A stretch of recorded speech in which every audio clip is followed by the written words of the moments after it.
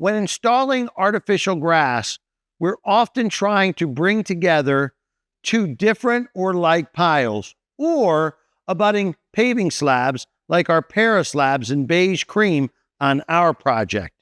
When we're bringing those seams together, like in this case, Garden Mark Montana grass, we want to make sure that we've trimmed off that manufactured seam. A manufactured seam is double ply.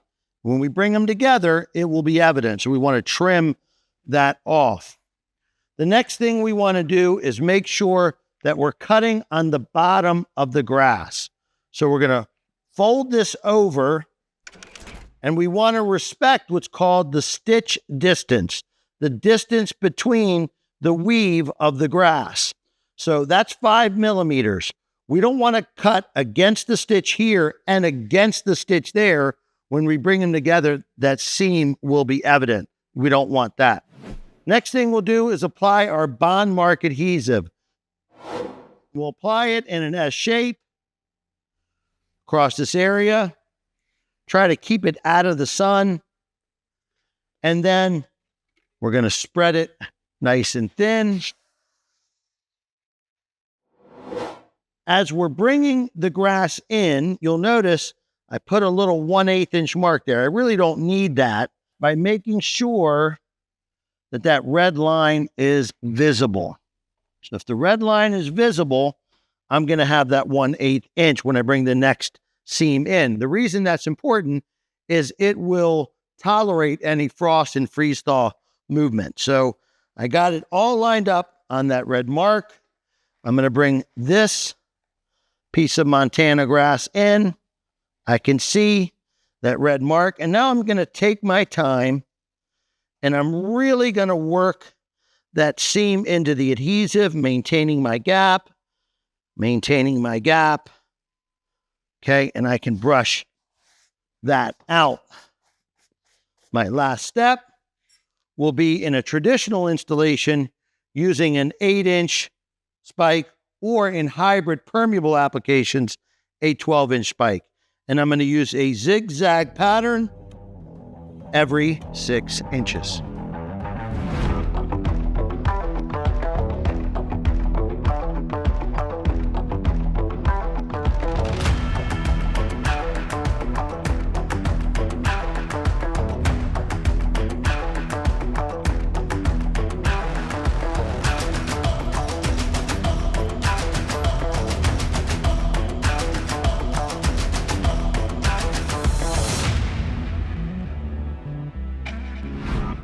Para slabs by Techo-Bloc with adjacent strips of artificial grass, 6-inch wide to design, also following the scale of the project or the product that you're using.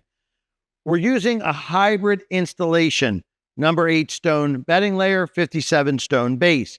We would typically trowel out or rake out this bedding layer and install a PVC, aluminum, or troweled in edge restraint, 1 inch up, approximately 4 inches out. And we don't have space for that, and it's a pedestrian traffic application only. So we're going to leave that bedding layer in, and we're going to use a poly-modified fiber reinforced edging called Extreme Edge. It's mixed to a peanut butter consistency, and we're going to install it 1 3/4 inches tall, which is going to leave us 1 inch for our artificial grass.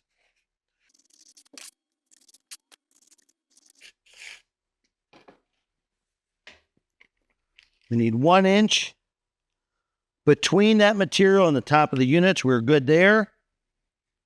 Now we can install our artificial grass. The poly-modified fiber-reinforced concrete will act as adhesion for the artificial grass.